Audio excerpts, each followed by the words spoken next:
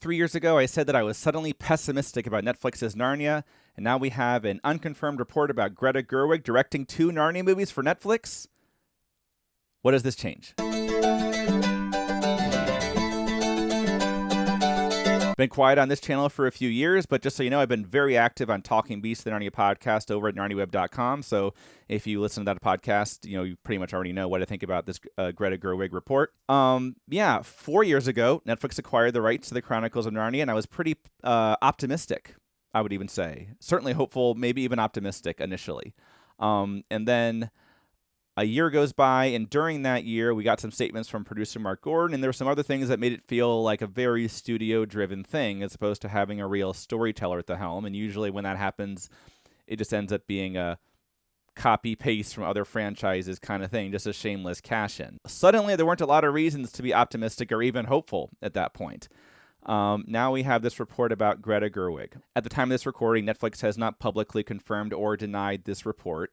That said, Narnia Web did its own investigation, and it basically corroborated the report. But that, of course, that doesn't necessarily mean that it will pan out. A lot could happen between now and when it comes time to sign a contract or roll the cameras, whatever. Just because there's discussions about it now does not mean it will actually happen. But setting that aside for now, supposing this is completely true and supposing that it pans out, what this changes for me is the perception that this is just a total shameless cash-in, the business and marketing majors calling the shots. Why would you get Greta Gerwig if you just wanted a hired gun to go, okay, here's what we want, make sure it's all in focus. Greta Gerwig is she's an auteur. She's a real storyteller. Now, that's perfectly logical, right? That why would you get Greta Gerwig if you just wanted to boss her around instead of giving her a lot of creative control? But I understand, especially recently in the past several years, we've seen it way too often where a studio hires someone kind of interesting with a distinctive voice, and they seem to have a lot of creative control through pre-production and filming, and then all of a sudden you get into editing and they just rip it away from them. The studio does a bunch of panic reshoots and panic editing, and they slap Band-Aids on it and just try to undo everything the director they paid to make the movie did. It's like they get all excited about the vision, then they just kind of chicken out at the last minute. That does happen. It could happen here.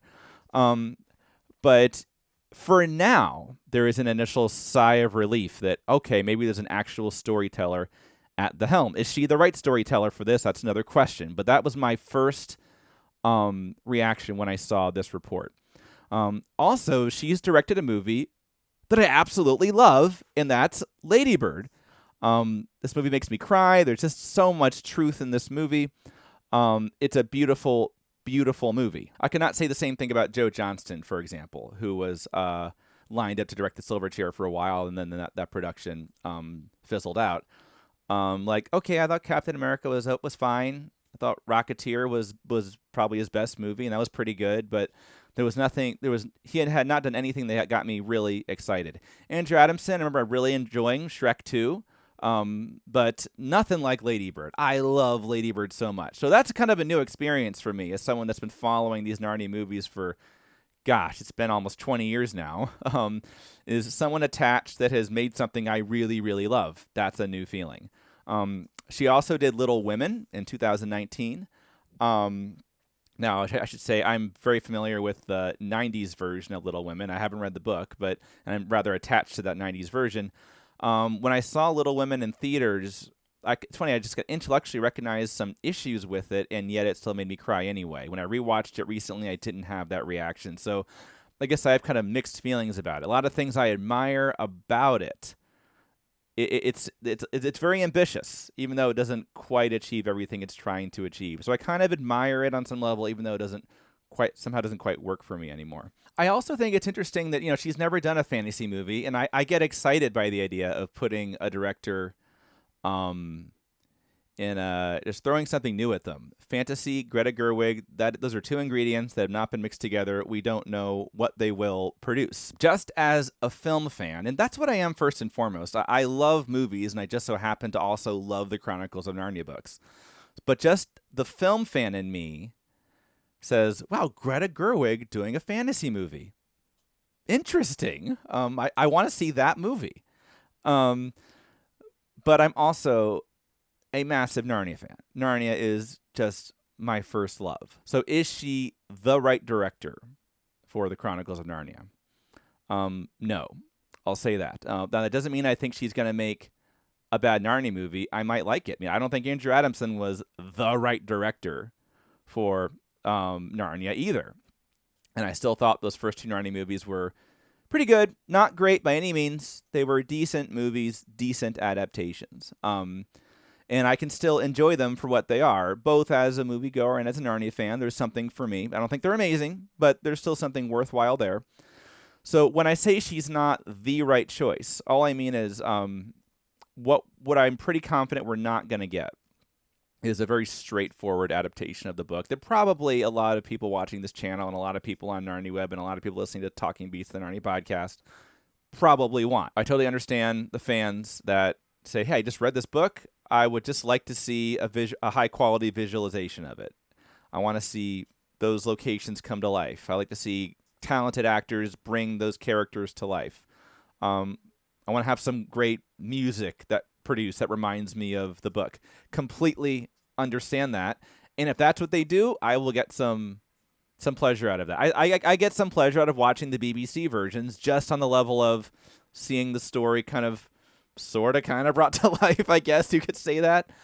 So if that's all they do, I will enjoy it on some level. But I want something more than that, though. We are not going to get the straightforward retelling of the book. I think we will probably get her take on it, a new take on it, a new perspective on it, maybe even some kind of a deconstruction of it. That's not that would not be my first choice for an adaptation of the Chronicles of Narnia, but like I said, none of the Walden movies were either. So it still might be something worthwhile that I find get a lot of enjoyment out of. What do I mean by a new perspective on it, or kind of a deconstruction of it? Basically, I think we may see Narnia through modern eyes. That doesn't necessarily mean it'll be set in modern times, but it could be, and that's probably a topic for another video. She may come at the story with a more modern perspective. There may be questions that her adaptation wrestles with that the book doesn't so much. And just as an example, I'm not saying she'll do this, but in the book, the kids seldom question, can we really trust Aslan? This authority figure who says, yes, I'm God, basically. The kids don't generally wrestle with that. They may wrestle with that a lot more in a Gerwig adaptation. It may go into, well, can we trust Aslan? That's just an example. I'm not saying that'll happen.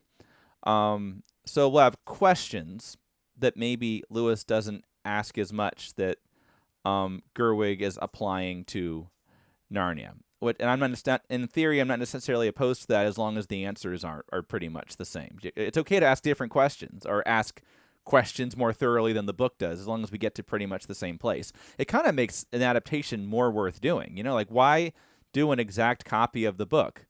If you do that, the best you can hope for is a version of the story that is not as good.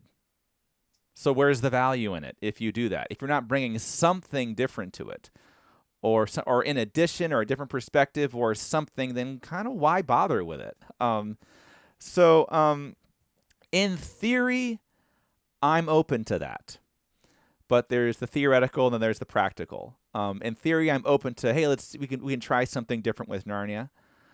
But the fact is, I'm so attached to these books. I've read them so many times. They're just a part of me.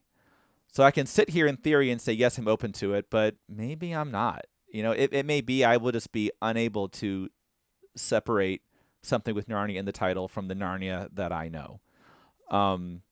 So I try to be open to it, but we'll see. I honestly don't know. I'll say this. I don't know that I would approve of a Gerwig Narnia adaptation on a adaptation level, but I think she would at least make an interesting movie that would be worth seeing and certainly worth talking about afterwards. And that's more than you can say about the Dawn Treader movie. Now I can sit here all day long and about how the Dawn Treader movie is like so consistently trying to do the exact opposite of what Lewis was trying to do in the book. It's not that it falls short of the book, it's that it goes completely the opposite direction. I could sit here and talk about that all day. those are big crimes. I don't think that's the movie's biggest crime. The biggest crime is how completely and utterly forgettable the movie is. Where there are some scenes in the Walden movies that stick with you a little bit. I think the joy or the wonder of Lucy, that childlike innocence she brings, I think kind of resonated with people. There are some things there that beyond just the momentary entertainment. So there's some worthwhile things in those first two Narnia movies, and there's just not in that third one. The biggest crime of the Voyage of the Dawn Treader movie was how utterly and completely forgettable it was. They took really challenging, really ambitious material and made it so completely dry and forgettable. That's what annoys me the most about it. It felt like Narnia's dignity was gone. The first two movies didn't do everything right. In fact, there's a lot they didn't do right, but I felt Narnia had its dignity. I felt they were taking the material seriously. Whether you are 100% in line with C.S. Lewis, please at least do something interesting. These are great books that I'm still pondering. I have a podcast where I talk about this regularly. I'm still diving into these books, discovering new things. I find they're so much a part of me. Don't take those and just spit out another flavor of the week movie. Make something that makes people want to talk and think. And I'm fairly confident that Gerwig would at least give us that. Where does that leave me? 3 years ago, posted I was suddenly pessimistic about Netflix's Narnia.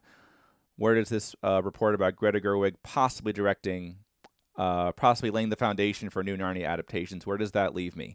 Am I optimistic about Netflix's Narnia? I would not say that. But I would say I'm definitely more hopeful. There's reason to hope that we're going to get at least an interesting movie worth talking about and maybe a good adaptation. We haven't seen fantasy and Greta Gerwig mixed together. We don't know what's going to happen. So, and she has made a movie I really love. So there are reasons to be hopeful, which is different than optimism. I'm not sitting here predicting that Greta Gerwig is going to make a great Narnia movie. I don't know. It could absolutely go either way. Love to hear what YouTube followers say. How do you feel about Greta Gerwig?